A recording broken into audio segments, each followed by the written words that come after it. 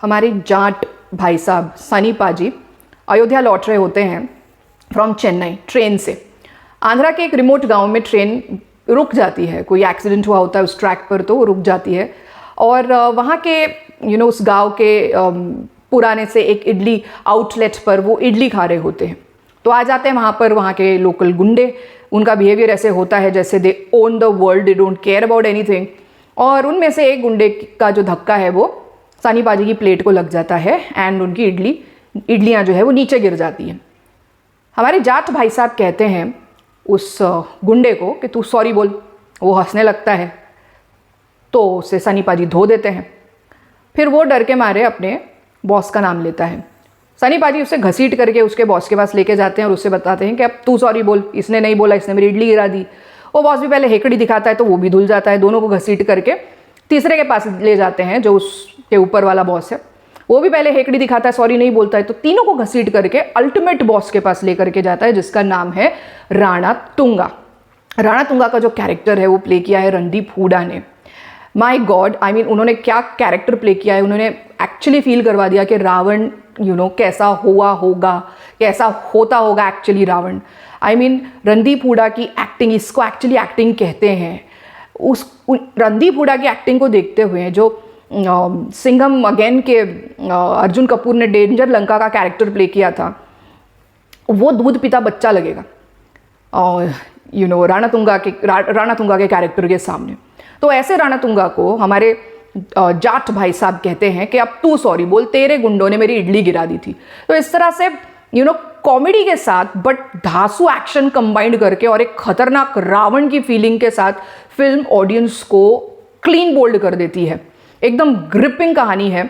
और यहाँ से जो ये जो सिलसिला शुरू हुआ है सॉरी बोल और लोगों को धोने का, ये धांसू एक्शन के साथ में जो हमारे जाट भाई साहब है सनी पाजी, वो किस तरह से एक खतरनाक कॉन्स्पिरेसी को भी अनरावल करते हैं जिससे वहाँ के गाँव के मासूम लोगों की तो बलि चढ़ते ही जा रही है, उनका टॉर्चर होते ही जा रहा है, अत्याचार हो रहा है वहाँ की औरतों पे, बच्चों पे, बूढ़ों पे, सब पे। और कोई एक ऐसी कॉन्स्पिरेसी हैच हो रही है पूरे देश के अगेंस्ट में जिसमें कुछ विदेशी ताकतें भी शामिल है।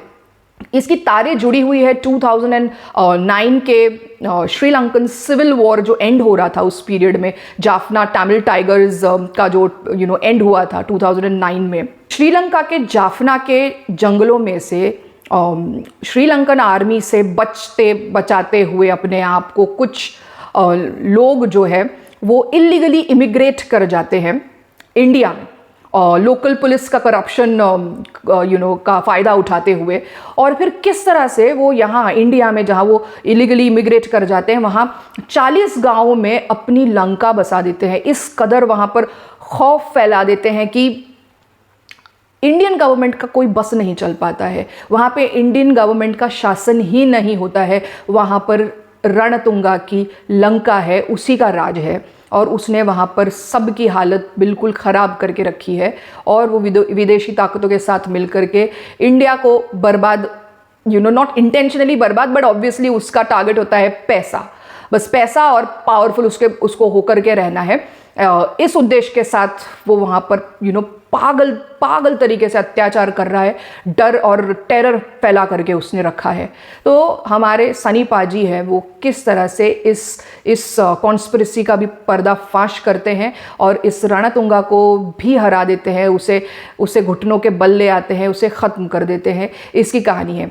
जो लोकल पुलिस है यहाँ पर, जो मेल पुलिस ऑफिसर्स है वो तो इसके चमचे बन चुके हैं, बिक चुके हैं। बट यहाँ पे जो लेडी पुलिस ऑफिसर्स है वो हिम्मत दिखाती है, ऐसे दिखाया है एंड वो एक्शन लेने की कोशिश करती है। और जो एक्टिंग की है इनमें से जो लीड पुलिस ऑफिसर है SI विजय लक्ष्मी का कैरेक्टर सयामी खेर ने निभाया and she is played it very very well. तो ये लेडी पुलिस ऑफिसर्स की एक्शन और उनका धांसूपन भी यहाँ पर देखने को मिलेगा। इस फिल्म को डायरेक्ट किया है गोपीचंद मालिनेनी ने। इनकी तेलुगु में वीर सिंह रेड्डी फिल्म बहुत ज़्यादा हिट हुई थी। गोपीचंद मालिनेनी की ये हिंदी डायरेक्टोरियल डेब्यू फिल्म है। इसको लिखा भी इन्होंने ही है। स्क्रीन प्ले स्टोरी जो है वो गोपीचंद मालिनेनी का ही है एंड इट इज़ स्टोरी बड़ी अच्छी है, बड़े अच्छे से बुनी गई है, लिखी गई है एंड ग्रिपिंग है।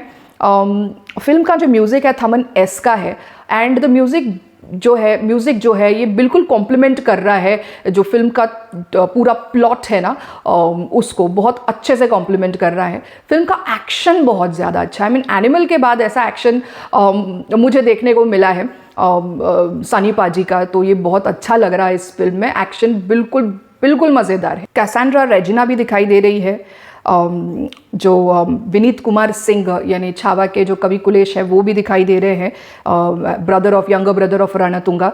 सुमुलू का कैरेक्टर उन्होंने प्ले किया है। राम्या, उमेश लिमये, मुरली शर्मा, जरीना वहाब के भी यहाँ पर छोटे छोटे रोल्स हैं, कैमियो कह सकते हैं उन्हें। एंड जो उर्वशी राउतेला का गाना है वो भी बहुत अच्छा है, पहले सॉरी बोल, एंड वो दिख भी बहुत अच्छी रही है उसमें। उनको देख करके ऐसे लगता है कि शायद दुनिया में इनसे ज़्यादा खूबसूरत और कोई हो नहीं सकता है। फर्स्ट हाफ जो है फिल्म का वो बहुत ज़्यादा वाटर टाइट है, बहुत ज़्यादा ग्रिपिंग है कंपेयर्ड टू कंपेयर अगर करें दोनों हाफ्स को, फर्स्ट हाफ और सेकेंड हाफ को, तो उसके कंपेरिजन में सेकेंड हाफ भी अच्छा है, इस तरह से ख़राब नहीं है। बट फिर भी मुझे ऐसे लगता है कि जितना खतरनाक कैरेक्टर दिखाया है रणदीप हुडा का, रणतुंगा का, वो उस कैरेक्टर का जब एंड होता है, उस ईवल का जब एंड होता है, तो मुझे लगता है कि वो एंड उतने ही खतरनाक तरीके से बताना चाहिए था। वहाँ पर मुझे थोड़ा जो है कहानी लूज दिखाई दी towards the end, towards the end of the evil.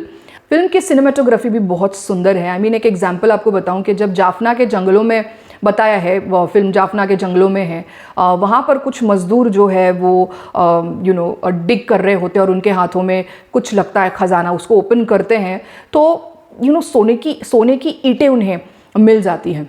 अब ऐसा नहीं है कि सोने की ईंटें पहले फिल्म्स में दिखाई नहीं दी है, इंडियन फिल्म्स में बोलो या फिर हॉलीवुड फिल्म्स में बोलो, बट जिस तरह से ये सोने की ईंटें, वो जो सीन था ना कि क्या मिल गया, सिनेमाटोग्राफी इस तरह से थी कि एक बार देख के आपको लगता है व्हाट इज दिस, ये क्या है, एकदम ब्लाइंड हो जाती है आंखें उसको देख करके। That scene, I like that scene.